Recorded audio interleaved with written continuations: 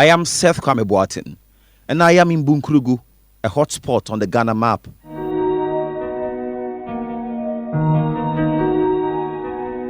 I am here to investigate why two brothers have decided to shed blood, kill each other, and the cost of this protracted conflict. The northern region is the largest of the 10 regions in Ghana, occupying an area of about 70,383 square kilometers. The journey from Accra to the northern regional capital of Tamale is about 565 kilometers by road.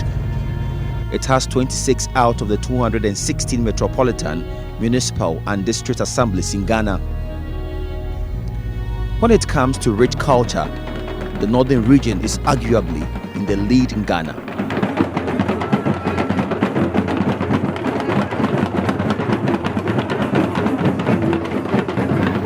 Each of the 4 paramount chiefs in the region, the Yana based in Yendi, the Yagbonwura in Damango, the Bimbilana and the Nairi in Nalerigu, all represent a major ethnic group.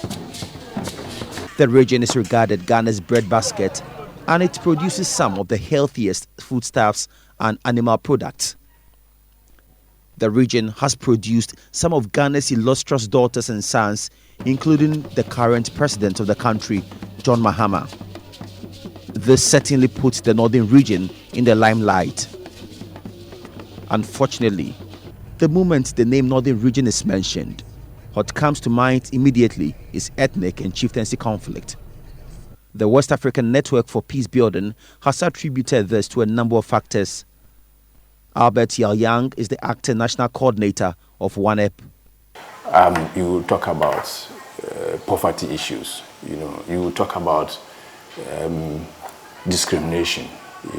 Amongst groups. Okay. Yes, and depending on who is powerful at any point in time, then they think that they can, shift the post so that the things are in their favor. So there is a kind of a power struggle, also reinforced by historical information, which for me is a cultural thing, So each group wants to be powerful than the other and, try to, be recognized, So there are denigrate acts almost all the time. President Mahama is a proud northerner.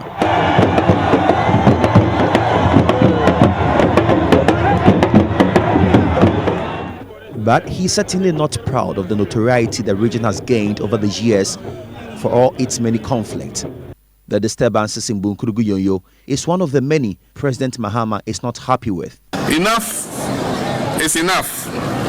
And it is time for us to embrace each other as brothers and sisters.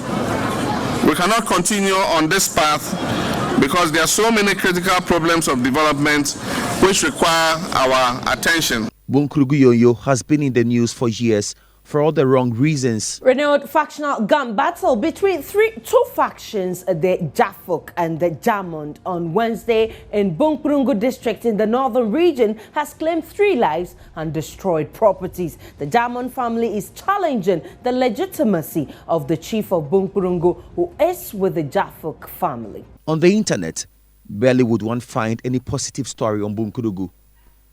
A Google search of the name Bunkprugu returns stories about insecurity, fighting and killings.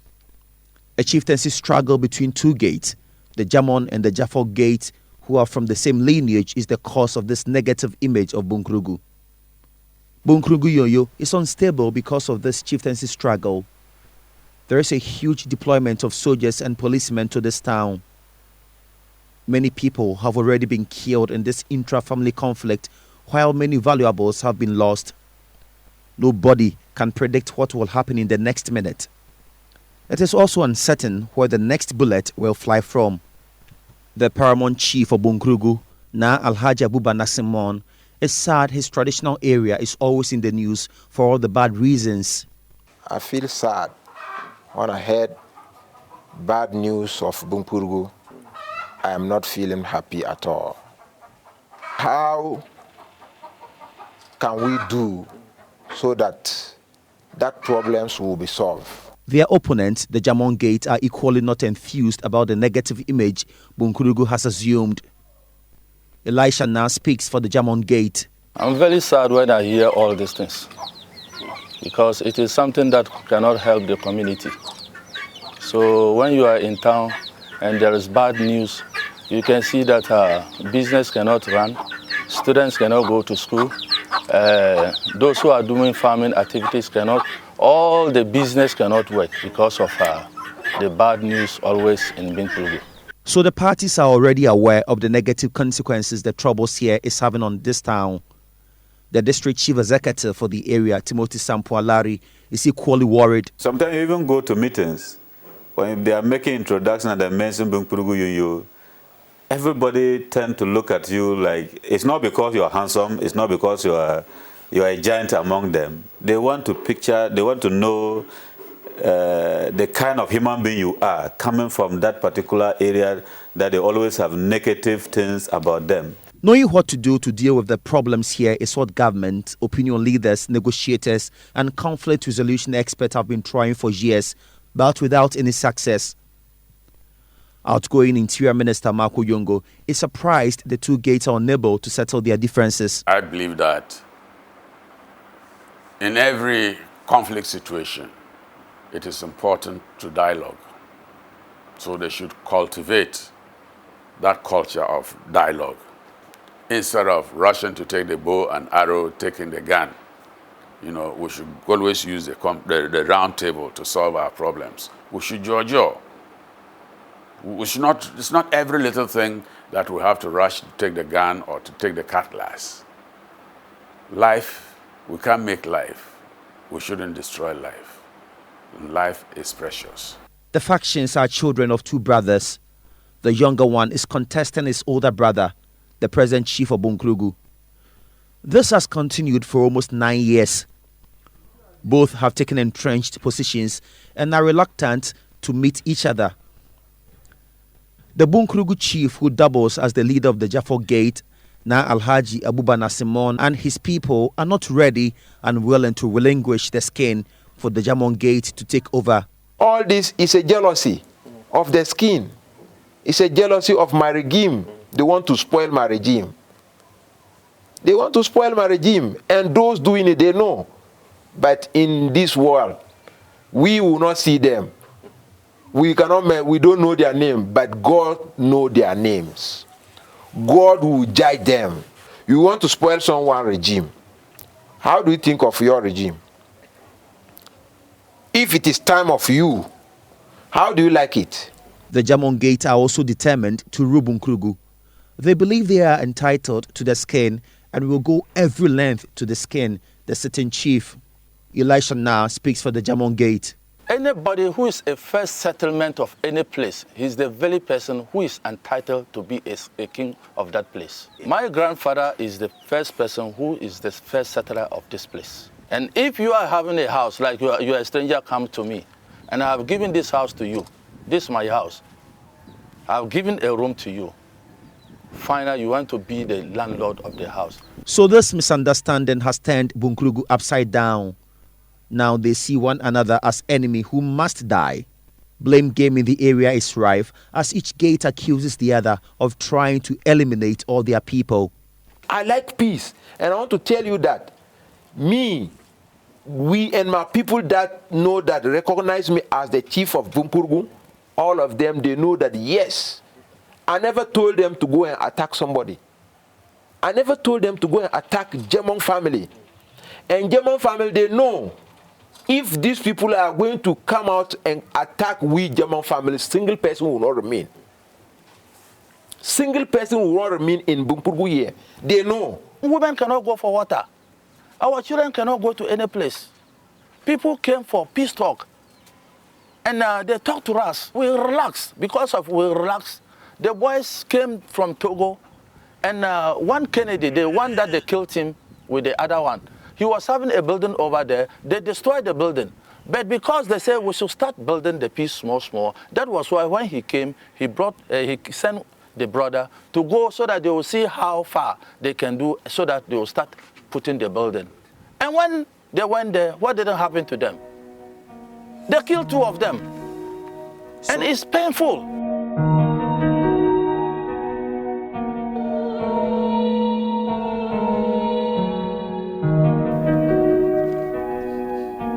In conflict analysis, the two gates have reached a point where their perceptions about each other have been distorted. According to a research fellow at the Kofi Annan International Peacekeeping Training Center, Dr. Festus Obin, the two gates are at the level where they will use all they have to acquire weapons to protect themselves. Now, they form their sites are formed, communication has broken down, they have taken entrenched position, which is very difficult at this stage to bring any resolution to the conflict. And once that happens, what they do is that they ensure that they mobilize resources. And in this case, resources, I'm talking about arms, which they can use to fight in case of any eventuality. They will use these arms to protect themselves. You know, and once that happens, what happens is that the impact of the conflict goes beyond the immediate community that these two gates are, residing. And once that happens, perceptions get distorted, and then the conflict, a sense of conflict, emerges, and you know the outcome. And that is exactly what is happening at Bunkprugu now. The people are poor, yet they have invested in some of the most expensive, sophisticated weapons. In November last year, the conflict intensified. The death of two young men from one of the gates was the trigger, as the DCE Timothy Sampualari explains. The first one, a teacher was killed. Then the second one that took place around 12 May, two people were also killed. Then this current one, one person was killed during the fight. But you know, some two people were murdered by unknown people that brought about this particular current crisis. The two gates capitalized on the situation and launched their weapons. The Bunkprugu Yonyo District Police Commander Superintendent Stephen Delaporte says he experienced the shock of his life as police officer for the first time. As if it is a war whereby a movie, shooting coming from all the corners. All the corners. You cannot locate who is shooting at this time, who is shooting, who is here, who is there. Towards the police where people are taking refuge with us. It seems to be a target. And also, at the same time, the chief palace seems to be a target.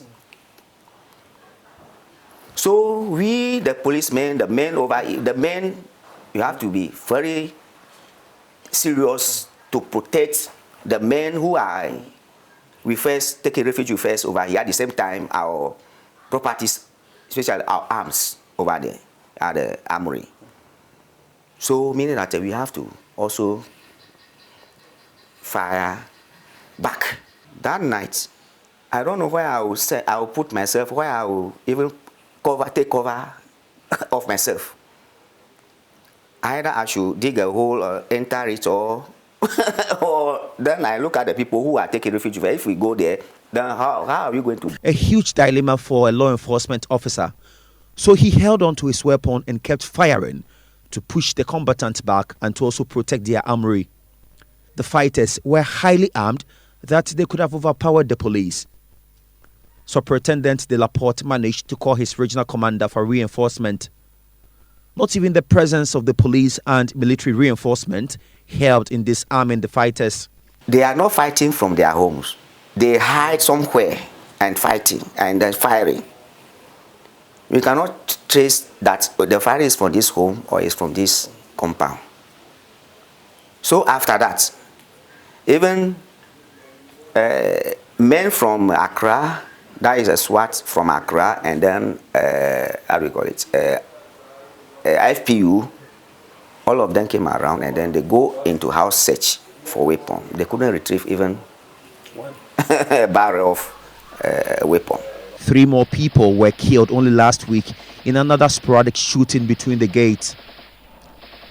When the factions are in their element, not even innocent trees providing them oxygen are spared. The trees have been riddled with bullets. Houses of relatives turned enemies have been razed. The Bunkprugu District Chief Executive, Timothy Sampualari, has a fair idea of the number of houses that have been burnt. Just this current one that many houses were not burnt, but the 12 May one, over 40 houses were burnt. Many properties were destroyed. You know, most of the houses around this area, they're detached houses.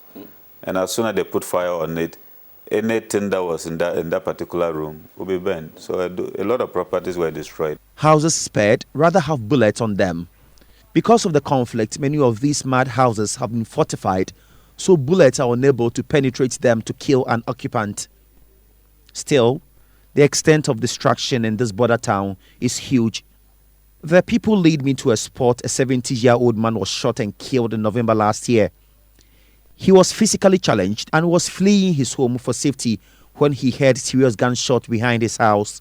Unfortunately, he met his killers a few meters away. He was shot in the chest.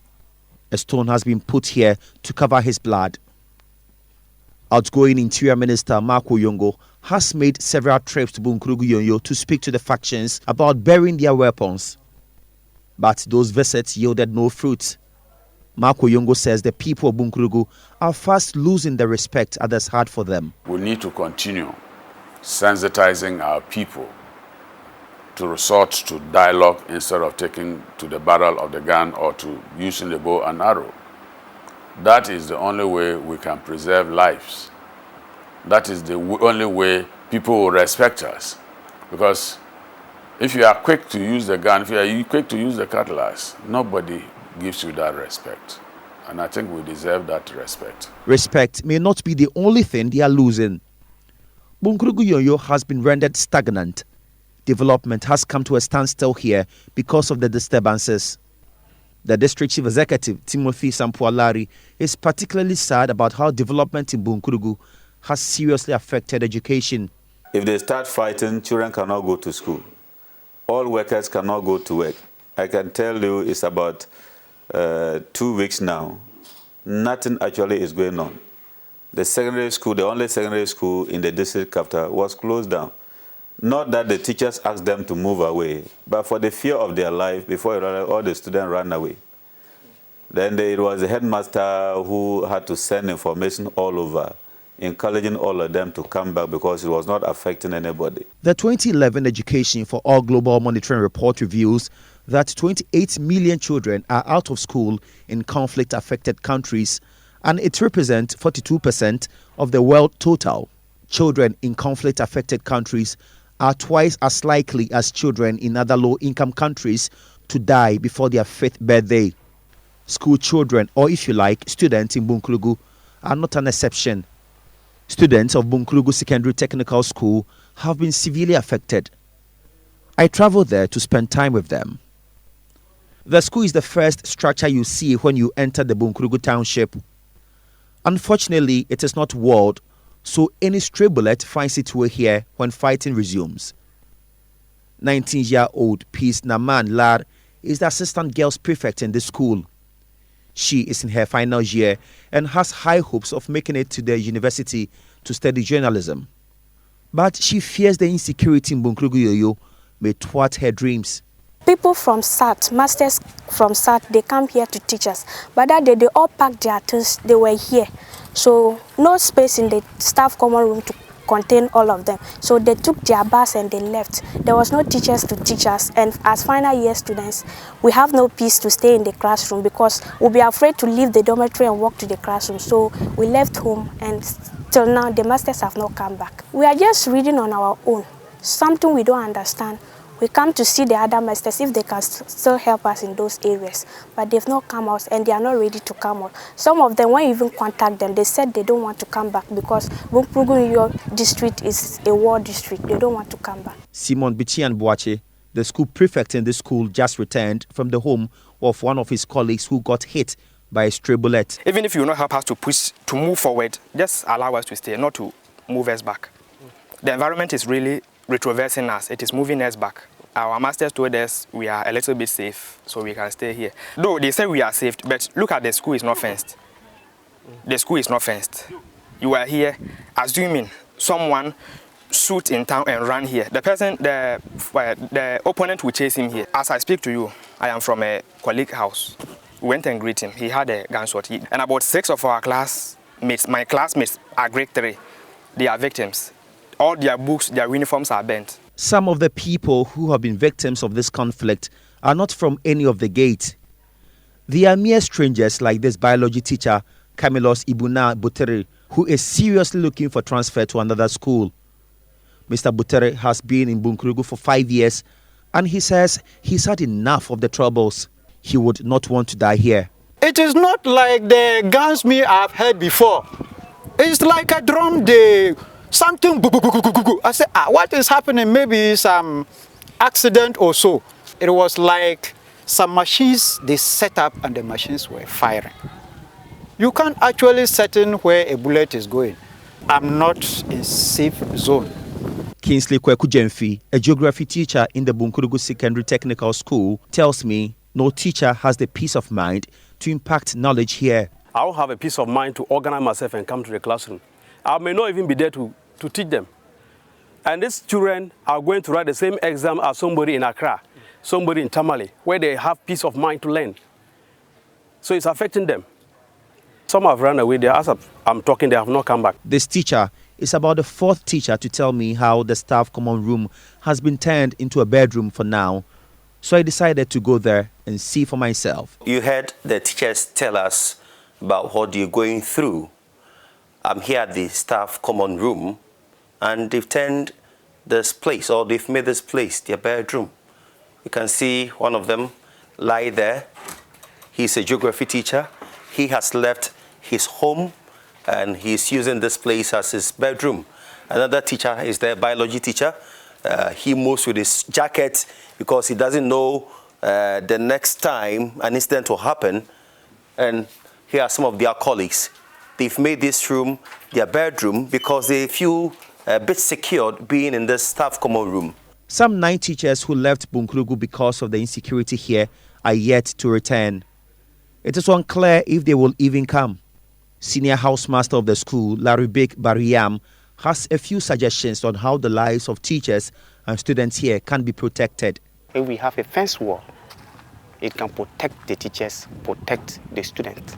And secondly, we need accommodation. We need accommodation to accommodate all our teachers to be on campus.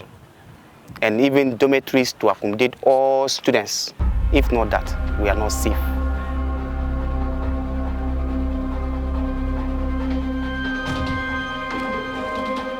Education and learning fast grinding to a halt in Bunkprugu Yoyo.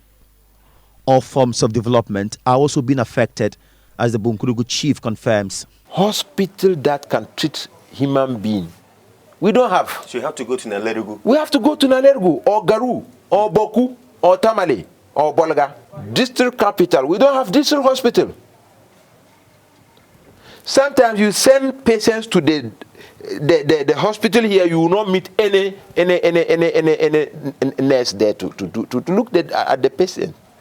You will not meet.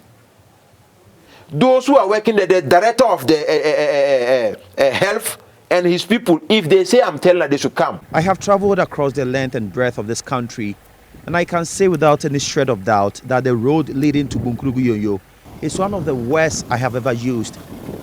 No matter how strong your vehicle is and no matter the kind of tires under it, there's no way you can do 10 kilometers per hour on this road. It is a complete rocky road, and this is the road that leads to a district capital. This is the road we are talking about, and as you can see, it's in a deplorable state. So anytime there is confusion, Bunkprugu and military or security officers have to go there, that's the road they use. No wonder it takes them hours before they get to Bunkprugu and help deal with the situation. So this is the road, and it tells the cost of conflict. The Northern Regional Coordinating Council is aware of the deplorable nature of the road leading to Bunkprugu. Outgoing Northern Regional Minister Alhaji Limuna Muniru Muhammad says monies that could have been used to construct the road are being used for other equally important purposes. We are diverting that money to peacekeeping. So a pregnant woman is pregnant, complication, to transport the person from Bunkprugu to Nalerigu, where they have one of the best hospitals, is a problem. Why can't we have peace? So we convert or divert these things and do something nice for you. A security expert, Colonel Dr. Emmanuel Kutia, believes the cost of conflict must always be made known to the people to draw their attention to why peace must not be taken for granted. We need more education. We need people to understand the essence of peace. Without peace, we might not be able to develop. And when there are conflicts, it will affect development in our country. Now, what is happening is that there must be security. Without security in any country, the country might not be able to develop. Now, if you don't develop, you might not be able to cater for the living conditions of the people, because all along you'll be thinking of resolving peace issues rather than development. Now, the money that would have been used for development would rather be used for maintaining peace. So it is important for all of us to understand that security and peace is very relevant and key to the development of any country. But the chief of Bunkprugu, Na Alhaji Abuba Nasimon, says Bunkprugu must not be denied development because of the disturbances here. I know some places there are problems than this in our district, but they still benefit things more than us. They still benefit things more than us. If I'm going to count you, this place there is confusion like this, but they are getting progress.